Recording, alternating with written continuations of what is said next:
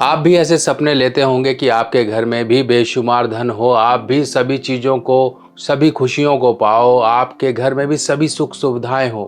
पर दूसरी तरफ कई लोग वो भी होते हैं जिनको आप देखते हो कि उनके पास सब कुछ था, पर एक समय ऐसा आया कि वो पूरे बर्बाद हो गए। तो आज मैं यही जानकारी आपको देने वाला हूँ जो कि आपकी धन की इच्छाओं को पूरा करेगा, जो कि आपके जीवन में धन की बरसात करेगा। और धन आ गया आपके जीवन में तो वो जीवन पर्यंत आपके चलता रहेगा। आपकी पुश्तें उस धर्म को इस्तेमाल करेंगी, आपकी पुश्तें खुशहाल जीवन जीएंगी, क्योंकि आज की जो जानकारी है वो राहु से जुड़ी हुई है। और राहु जब किसी को देता है तो छप्पर फाड़ कर देता है। और राहु की जो आमदन होती है जीवन में वो काफ़ी लंबे समय तक चलती है, पर कुछ बातों का ध्यान रखना पड़ता है। वही कुछ बातें मैं आपको बताऊंगा। तो राहु आज आपको बनाएगा करोड़पति इस जानकारी के बाद। तो सबसे पहले समझे राहु आपका कैसा है। राहु को जब आपने समझ लिया तभी आप उसके लिए कुछ कर सकते हो। अच्छा है तो उसको अच्छा बनाने के लिए आपको क्या करना है, बुरा है तो उसको सही कैसे करना है। क्योंकि जब तक इन दो जानकारियों का भेद ना हो आपके पास, तब तक आप कहीं ना कहीं उलझा सुलझी में ही जीवन व्यतीत कर देते हैं। राहु जब अच्छा होता है व्यक्ति का, तब ये दिमाग में लाता है एक ऐसे आइडियाज़ जिस पर चलकर व्यक्ति कहीं ना कहीं अपने जीवन में कुछ उपलब्धियां पा लेता है, कुछ उसके जीवन में अच्छा हो जाता है। आपने देखा होगा लॉटरी, सट्टा, जुआ या कहीं किसी को शेयर मार्केट में कुछ ऐसा अचानक से धन मिल जाए, अचानक से उसकी तरक्की मिल जाए, अचानक से उसको कहीं ना कहीं कोई मौका मिल जाए, किसी के साथ आकर उसको आगे बढ़ने का मौका मिल जाए, कुछ दिमाग में आइडिया आया, उस पर काम किया, वो तरक्कियाँ पा गया।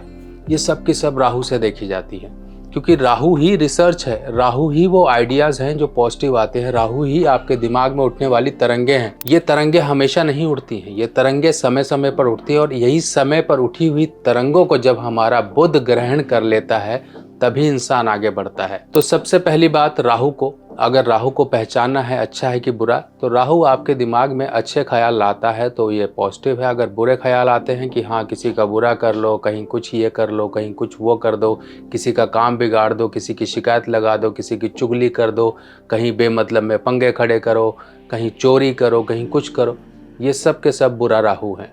बुरा राहु इंसान को आगे नहीं बढ़ने देता, बुरा राहु इंसान को पीछे ही धकेलता है। ये व्यक्ति कहीं ना कहीं सामाजिक रूप से तिरस्कारित होते हैं, समाज में एक्सेप्ट नहीं होते हैं।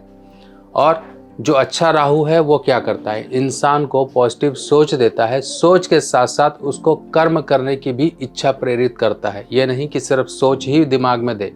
अगर सोच दिमाग में दे रहा है और आप कर्म नहीं कर पा रहे हो, दिमाग में अच्छे आइडियाज़ तो आ रहे हैं पर आगे नहीं बढ़ पा रहे हो, तो कहीं ना कहीं राहु के साथ साथ मंगल भी आपका वीक है।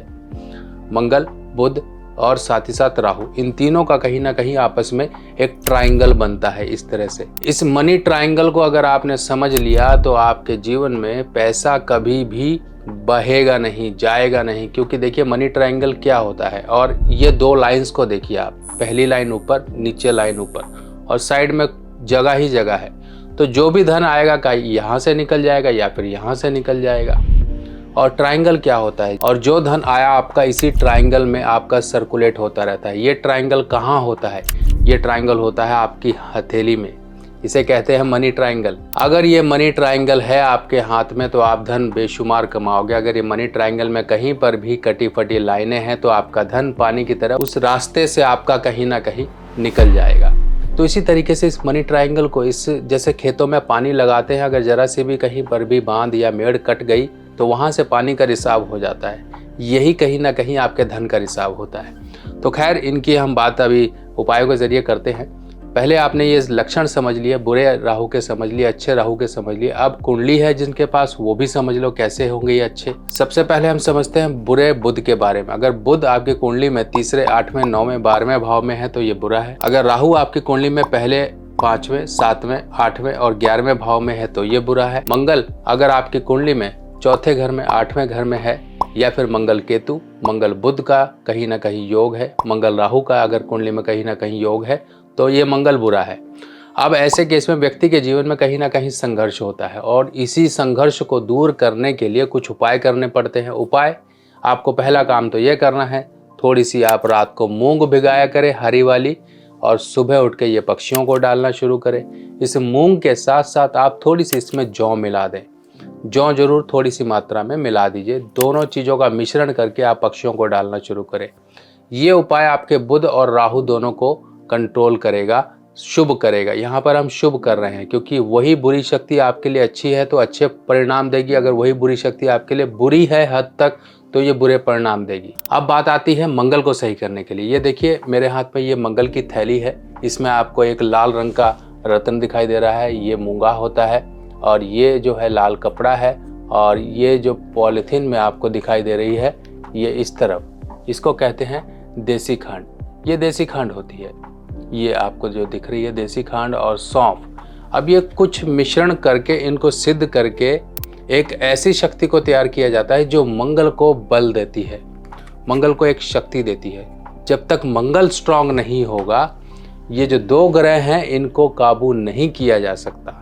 इस चीज़ का आप दिमाग में बिठा लीजिए इस बात को कि मंगल को पहले स्ट्रांग करना होता है। इसीलिए मैं अक्सर कहता हूँ मंगल के बहुत से उपाय हैं जिनमें मीठा बांटना होता है, खून दान करना होता है, ब्लड डोनेशन करना होता है और अपने भाइयों से झगड़ा नहीं करना है, 3 धातु का अनामिका उंगली में छल्ला पहनना है इस तरह से जो आपको फोटो में दिखाई दे रहा है, चांदी का चौकोर टुकड़ा अपने पास रखना है। ये सब के सब मंगल को स्ट्रांग करने वाले उपाय होते हैं क्योंकि मंगल ही एक ऐसा ग्रह है जो कम से कम 90% लोगों का कम या ज़्यादा मात्रा में खराब होता रहता है। क्यों? 10% ही हमारी इस धरती पर अमीर हैं, बाकी 90% कहीं ना कहीं अपने अपने लेवल के कम धन वाले हैं, सभी के सब तो अमीर नहीं हैं। तो वो जो मंगल है जब तक जीवन में अच्छा नहीं होगा वो खुशियाँ नहीं लेकर आएगा आपके, उन ग्रहों को कंट्रोल नहीं कर पाएगा क्योंकि मंगल एक ऐसा ग्रह है जिसे कहा जाता है महावत और राहु है हाथी और बुध है बुद्धि। इन तीनों चीज़ों का जब तक साथ नहीं होगा, जैसे कि हाथी यानी कि आपके दिमाग की तरंगे, महावत यानी कि उन तरंगों को कंट्रोल करने वाला और बुद्धि जो आपका दिमाग है कि हाँ अब ये करना है वो करना है, पर आइडियाज़ दिमाग में आएंगे राहु के ज़रिए, आप एक्शन लोगे, कुछ करने योग्य बनोगे वो मंगल के ज़रिए। तो ये एक ट्रायंगल है, इसको आप समझ लोगे तो समझो कभी भी पीछे मुड़ने की ज़रूरत नहीं पड़ेगी। जीवन में आगे बढ़ रहे हो तो आगे बढ़ते रहोगे और पैसा कमा रहे हो तो वो पैसा आपका टिका रहेगा। वरना यही होता है कि इंसान ने पैसा कमाया और गंवाया, पर ये एक बांध को जब तक हम बांध नहीं पाएंगे, ये एक बांध जो एक दायरा है इसको हम सील नहीं कर पाएंगे, जब तक उन छेदों को नहीं भर पाएंगे तब तक कुछ नहीं होगा। लाल किताब की सभी सामग्री अब आप मेरी व्हाट्सएप कैटलॉग पर आसानी से देख सकते हैं और आप अपने एड्रेस पर मंगवा भी सकते हैं। तो दोस्तों ये जानकारी आपको कैसी लगी और इस तरह की और जानकारियाँ लेके मैं आपके सामने फिर हाजिर होऊंगा। तब पर जाने से पहले आपसे एक ही रिक्वेस्ट है, इस वीडियो को शेयर कर दीजिए कुछ लोगों तक जो आपके जानने वाले हैं, जो मित्र हैं या कुछ भी हैं, उनका कहीं से फ़ायदा हो सके। बाकी ऐसे ही और जानकारी लेके फिर मिलेंगे, तब तक के लिए आज्ञा दीजिए। नमस्कार।